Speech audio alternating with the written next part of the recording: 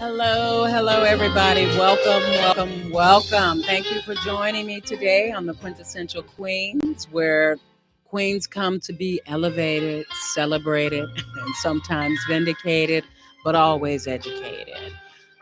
Thank you all for joining me today. This is a great Sunday afternoon, and it started off so nice and warm outside. I even went out without a jacket, but I'm not crazy. This is Chicago weather. I brought one with me.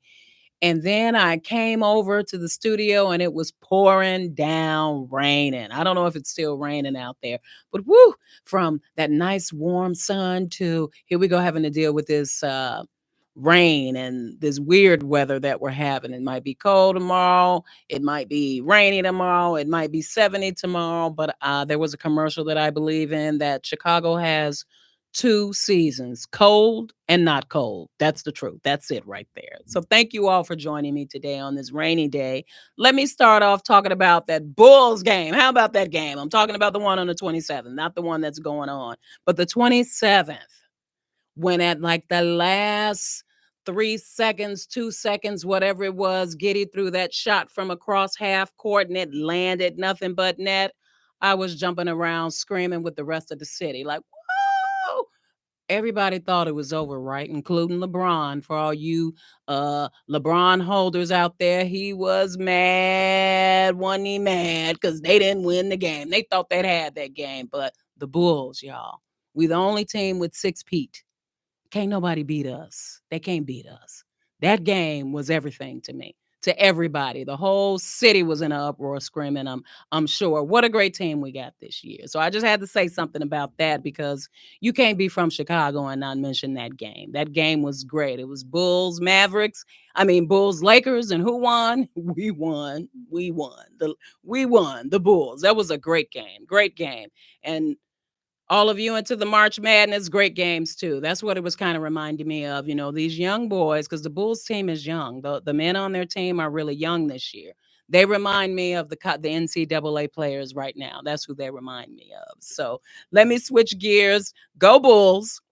I want to switch gears to talk about some of the things that are changing in the city and in the state. And a lot of that has to do with what's changing federally. So, one, let's talk about rounding up people, handcuffing them, and shoving them out of whatever city they were in. What's up with that? How can you do that? Be either you a citizen or you have a visa. So the two people I'm talking about, there's one male, one female. They said something that the president didn't like, and the next thing we know, they're rounded up and being deported. Now, the young lady has a visa. They're students. These are students we're talking about. So they said some stuff that the president didn't like, and the who was meeting them? The FBI or ICE, Homeland Security, meeting them, scooping them up, cuffing them, and getting ready to deport them for something they said. Now, don't that sound Chilean to you? Don't that sound very Pinochet to you? If any of you know about Chile and Pinochet, don't that sound very 1980s USSR? That's not what this country is, at least not the country I grew up in, that you say something that the president don't like and he gonna send federal people to come and snatch you up. This is craziness. This is craziness. How can this be allowed? And the reason I'm saying this because I want to connect it to what's going to happen in the city or the state of Illinois. So Trump just appointed someone over some position that they said hadn't been filled for 20 years. And what this man said is that he's confident that they're going to enforce immigration, among other things. So far, it looks like whatever touch of an immigration they were trying to do here hasn't been going well, because when it first started, they went to a school, the school didn't let them in. They're going to places people aren't letting them in, and by them I mean Homeland Security or whatever immigration services that were being sent to capture, because that's what I'm going to say, capture some people. They weren't being let in. I can't say that we're not cooperating or that Chicago's not cooperating, because we are a sanctuary city. And um, our mayor and governor was saying, like, if you have proof and warrants, they have no problem turning people over to, the federal government. They have no problem with it. But if you're just running here on vindication, grabbing people, where because you're what? Because you have the power, you can abuse it, because that's what it sounds like. That's what it sounds like to me. So all this rounding folks up because things are being said that the president doesn't like, that sounds very czarish, very dictatorish to me, because we're supposed to have freedom of speech. And if you're someone here with a visa, a student, weren't here legally, far as I know, are you saying they don't have that same right? And even if they don't have that same right, do they have to be rounded up like terrorists? Because that's pretty much what he was saying. He was saying they were a threat to security, to homeland security, which, now we can just throw these words around and stick them to anybody. But every time I see something like that, what it reminds me of is the things that were done to black and brown men and women, but mostly our men. Just round them up and put them in jail. How many of you know men that were put in jail, sentenced for a crime they did not commit, convicted for a crime they did not commit? How many of us have been following? This has been decades in the making, right? They have been releasing men 10, 20, 30 years later because they convicted them of crimes they did not commit. That's 10, 20, 30 years of their lives. 10, 20, 30 years of their lives, 1, 2, and 3 decades that they spent imprisoned for something they did not do, just because they got rounded up and shoved in there for something they did not do. So over the past few years, they've been releasing these men. Men have been released, and then they've been suing the county, the state, the government, and they've been getting large sums of money. In addition to that, they've been finding a lot of, what's the word I'm looking for? The policemen who were responsible for capturing these, our young men, our men, black men, brown men, our men, and locking them up. They were, pretty much just lying about what was going on, lying about confessions, lying about evidence. And then they find that policeman. And then they go back through all of their cases to look for all of this wrongdoing. A lot of that has been going on. And that's what this rounding up, I guess if you're the wrong immigrant in this country, you get rounded up and deported. That's what it puts me in the mind of. I think we need to be very cautious what we support, and to be very cautious what we allow and what we accept, because it wasn't that long ago that they were doing that to American citizens. And I'm talking about our black men, our brown men, and women, but mostly our men. It was a huge attack on black men and the African American male. That's why there was a third of our men, 33% of our men locked up in prison. And a whole bunch of those men, what did they do to get imprisoned? So then you have the fact that you just round them up, shove them in there, and leave them there, forget about them. They can appeal and appeal, but it's not until some justice group comes forward and brings to the world's attention, you guys are rounding up black men for no real reason. And then you're locking them up for something they didn't do. And then you're just leaving them there. Ridiculous. We can't allow ourselves to go back to that. We're barely past it with our own men. They're still imprisoning our men, but since there's so much light shed on the fact that there's corruption, I think that's the word I was looking for when I was talking about some of these things. There's corruption and unfairness in our justice system. Even judges will tell you that. People who work in the system will tell you that black boys get more time than their white counterparts for the very same crime. That's unfairness in our system. So when we want to talk about how prisons should be, as a little girl or a younger woman, I used to think prison should be an awful place, a torturous place, because evidently you did something criminal to get in there, and you shouldn't be treated right, and you shouldn't be treated fair. And it's people who believe that. Fairness is you should be punished every day that you're locked up, right? That's what That's what a lot of people still believe. Something I believed as a naive young woman, never thinking that somebody's in there for something they didn't do. Never thinking that somebody is wrongly imprisoned. Never thinking that. I'm thinking, yeah, you did something if you in there. It's only as I became older, smarter, more experience, and actually open my mind and talk to people and talk to our men. It's really important to talk to the men in our society to see that they had been going through corruption, police corruption, and wrongly stopped, wrongly imprisoned all of their lives. It's like an epitaph. It's like we live like this and it's written on our tombstones. It's something that everybody was used to. Had no idea until I started talking to the men in our community that they grew up being stopped and frisked by police. They grew up being told to, uh, lay on the ground, put your hands behind your head. That was just like a walk through everyday life for a young black man. That is freaking ridiculous. Are you kidding me?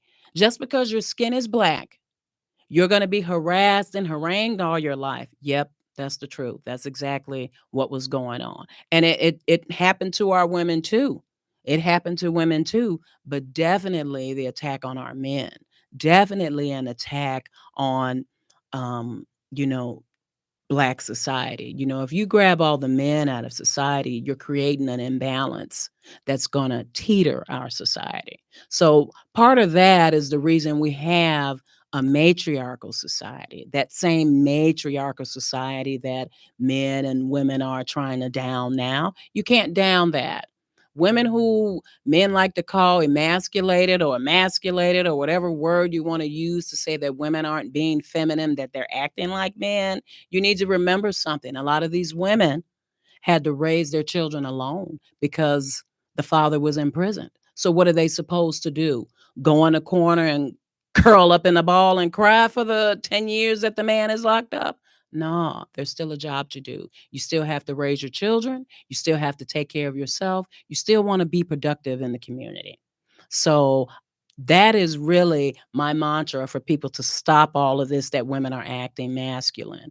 Women are strong because we're supposed to be. Men are strong because they're supposed to be. What we need to do is connect that strength. We all have a role to play with each other, and we need to be building on that role. I'm a single mom myself, so there's a lot that I had to do on my own. My kids are grown now. And I don't want to say completely on my own because I had the benefit of family. I had the benefit of cousins. I had the benefit of aunts. I had the benefit of uncles, a mom, a dad. I had the benefit of a village that was blood. And I also had the benefit of village that were good friends of mine that I'm still friends with now. But a lot of what I was doing because I had to. My kids don't need to go hungry because there's not a man in the house. That don't mean I don't want one, but it also means that I'm very careful about who I bring in our space. You got to be careful about what men or women, but since I'm talking about men, be careful what men you bring around your children. You can't just be bringing anybody around your kids. We've heard too many stories of catastrophic things happening. Be careful. So sometimes you might choose to just be alone. That shouldn't be a decision that people look down on. I choose to be alone so I can take care of my kids, keep them safe, make sure that they grow up to be productive members of society because that's what I want them to be, and that's what they are. That doesn't make me masculine. That makes me a survivor. That makes me to do the one thing. Well, one of the things my mother told me is that you should always be able to take care of your own children. As a woman, you should be able to take care of whatever child you have, however many children you have. You should be able to take care of them. Then, if you have the wonderfulness of their father or fathers assisting and helping you, that's a plus. But there shouldn't be a detriment if you don't. There's already a detriment not having fathers in the home. There's already a detriment where, there's a split between the mom and dad and they can't co-parent. Well, your children need their fathers. They really do. Children need their dads just as much as they need their mothers. But if the subtraction of the father is there and it just so happened that there's no dad in the picture, you should still be able to take care of your children, raise them well, feed them well, clothe them well, give them a great livelihood, childhood, whatever word you want to use. You should still be able to provide for your children. And I think people, men and women, need to stop attacking females who have been doing that. Stop attacking a woman who's taking care of her family and you view it as her being masculine. Not what it is at all. It's a matter of exactly what I said, being a productive provider. Now, don't think for one second I'm saying like, oh, oh, we don't need no man. Of course we do. Of course we do. And I don't need no man in the house with my kids. I can take care of my kids. That's not what I'm saying at all. What we do, we need our men. Children need their fathers. And if you all could love your kids more than you hate each other, we'd have more productivity when it comes to raising our children. And then sometimes when a woman is raising her kids alone, it's not through any fault or angst between the fathers. Sometimes the father has died. So I caution a lot of people to watch their mouth when they're saying things. A woman can't raise a man. So let's say this woman's husband or the father of her children have died. What is she supposed to do? She's supposed to sit back and listen to all of that rhetoric. You can't raise a son. You can't raise a man. You can't do that. So what's she supposed to do? Incorrect. All of that is incorrect verbiage. Every child, both male, female, sons and daughters, were meant to be raised by their mothers and fathers. In the beginning, it wasn't so. God intended for husband and wife, man and woman, to raise their sons and daughters together. That's the intention. For whatever reason you find yourself minus that or outside of that parameter, you're supposed to do the best you can to raise a productive member of society and to raise someone who cares about humans. That's the other thing, the other task that you have as a parent. So I would love for us to get off that horse of attacking women who are raising their children alone, or maybe even attacking fathers who have whatever it is going on that they're unable to participate in their children's life as much as they want to. And I'm not talking about a dad who chooses not to. I'm talking about someone where there's a problem in the middle where they're not able to. Work more on fixing that. Let's focus more on being more positive and productive with that. So I'm down with all of that, attacking women and women are masculine. We are not masculine. We are not men. We don't want to be men. We want to be the women that we are. And it's okay to be a woman who's very strong, a woman who is protecting herself, providing for herself and her children. There's nothing at all wrong with that. If anything, maybe she'll meet a man that'll meet her where she's at, and he will help her through love and productivity and do the things that men should do for women or husbands should do for their wives and what fathers should do for children. There are also a lot of families where the father may not be biological, but he's stepped into that role and he's raising those children. I know a lot of children that I would have never known that those dads weren't their biological fathers because of how they interact and how well they were being taken care of. I would have never known if the child didn't say something to me or if the parent didn't say something to me. I wouldn't have had any idea whatsoever. Those are the kinds of things that I like to focus on. Someone has stepped into a role that wasn't theirs, but they happily accepted, and now they're raising a family together. A female that's a single parent, no dad in the home, that's unfortunate. But who knows why the man ain't there? It might be a fortunate reason. Maybe he was abusive. He don't need to be in there then if he was like that, right? He needs to be out of there. Maybe she can find uncles, brothers, cousins, people that you trust around your kids to help you with that role. That's what the village does. The males step in where maybe a father is not there.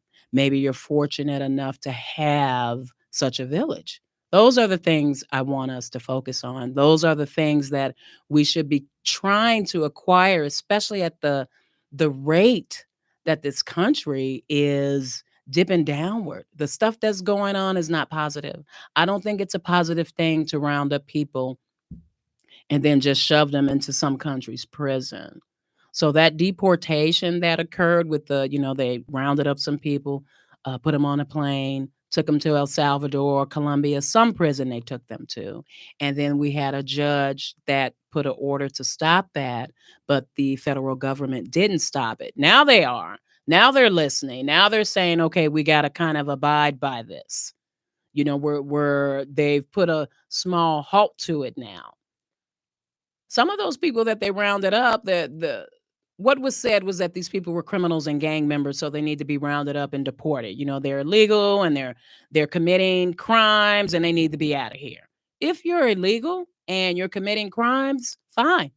But if you're someone that just happened to be there, or maybe some of those people might be your friends or your family, and you just happen to be there and got rounded up, and now you're in a prison outside of this country, now you're in a prison outside of your own country. We have two cases that I'm aware of, that they're trying to fight that they're not criminals, that they were here legally, either on a visa or some sort, and now they're in prison. That shouldn't be. That should not be. Nobody who doesn't fit the criteria of whomever you're deporting should be hanging out in an El Salvadorian prison, a Colombian prison, or any place outside of where they live.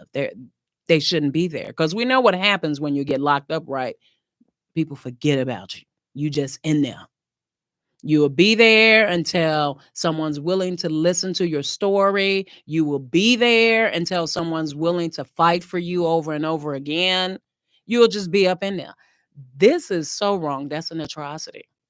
That's an atrocity. That's a true destruction of freedoms. So a lot of people are saying, oh, well, these immigrants don't have rights and they don't have that type of freedom. If you are someone who's here on visa, then you have that freedom, right? If you are someone who's here on visa, you're not an illegal immigrant.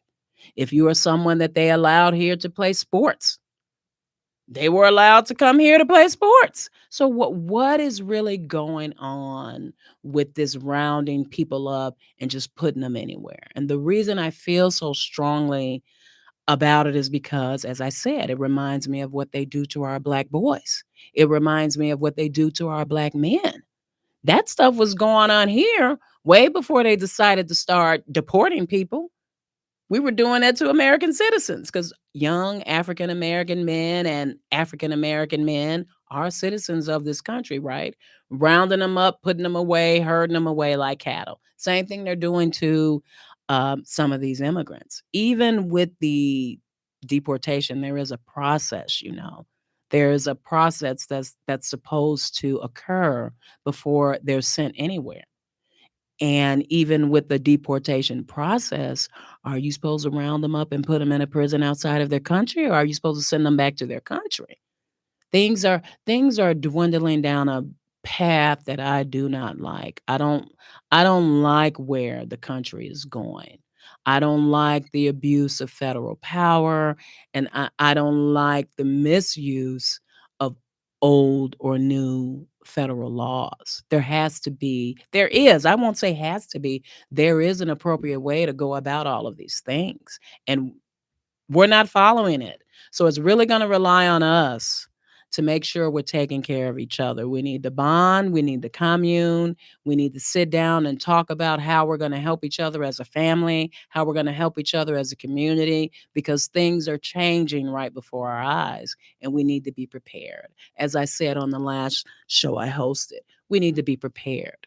We need to be prepared with our own food, with our own protection, keeping care of our own people.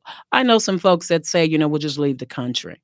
We'll just leave the country. One, Everybody can't leave the country too. If they don't let you leave the country, you're not going to be able to leave the country, because that's what things are looking like. That's what it's looking like. So you got to get your roots and foundation strong right here before you uproot. I completely understand wanting to leave a place that you feel is mistreating you, and just being illegal with laws and rules. But this is not just a United States thing. This is a worldwide thing. You see how they're going to other countries trying to take over, right? Or whatever label they want to give it. What's happening in Greenland? Nothing right now, but the president did say it's something he wanted to acquire. And I'm wondering how is he going to acquire it? That behavior is not the behavior of freedom leaders. That's the behavior of czars, dictators, very Pinochet, very Chilean. So if you all know anything about that, go look it up. Look up Pinochet and Chile and the stuff he was doing. Check that out. We don't want to be, that's not what this country is supposed to be about. We really are supposed to be about people's freedoms. That means your freedom to speak, your freedom to bear arms, your freedom to assembly, your freedom to protest. Now it's like if you say something against what the president is saying, you might have to be looking for Homeland Security at your door, coming to get you because you said something he did not like. What happened to the freedom of speech? We supposed to be able to speak. You know what ticks me off about it? I ain't see nobody rounding up the Klan for the venomous rhetoric that they spin. I didn't see nobody kicking down their doors, putting them in jail because of all of the awful, nasty, disgusting, racist things that they say. I haven't heard of that. Any of you heard any Klansmen, neo-Nazi, white nationalists being locked up for that nonsense that they spew? No. But the wrong immigrant who was speaking out in a forum near a university, knocking on their door, rounded them up right away and deported them. So if you're going to do that, you need to get some of these Klansmen, because what they're talking about is nothing productive at all. So we need to remember, get that village, get your commune, protect yourselves, and all of this ill bonding that we've had. It's time to do away with it. Put that nonsense on the back burner. It is really time to bond together, work together, and elevate each other. That's something that we have to do. It's not something that we just need to do. We have to do this. It has to be done. We have to take it very seriously. And I hope you all take it seriously. Keep watching me on IntellectualRadio.com. You can find me Speaking with D on TikTok. I am Speaking with D on Facebook. I am Speaking with D on Instagram. All my social media is Speaking with D. If you have any subjects or subject matter that you would like for me to discuss, or maybe even be sitting right next to me, being a guest on my show, discussing your opinion, hit me up in my messenger box. Inbox me. You know how people always talking about, he in my inbox. Be in my inbox to tell me how you feel about certain things. Hit me up in the inbox if you want to sit next to me on this show. And definitely hit me up in my inbox if there's a particular subject matter that you want to discuss on the Quintessential Queens or on Intellectual Radio. Intellectual Radio has something for everybody. We are on 24 hours a day. There is not a show you won't find that we aren't talking about. We are talking about every subject matter. We even have some people that are for the person I was just talking about that I didn't like, the abuse of power. We got some people on here that they might share your opinion. So, intellectualradio.com, something for everybody. Quintessential Queens. We are here every Sunday at 3 p.m. If we're not live, there are plenty of our shows that are taped or recorded, I should say. You know, I'm old from the 80s. We recorded stuff with VCR. We called it taped. Plenty of shows that are recorded that you can go right on and watch. I want to thank you all for joining me today. Speaking with D, Quintessential Queens podcast. I'll see you all next time. Take me out, Wanda. I'm ready to go.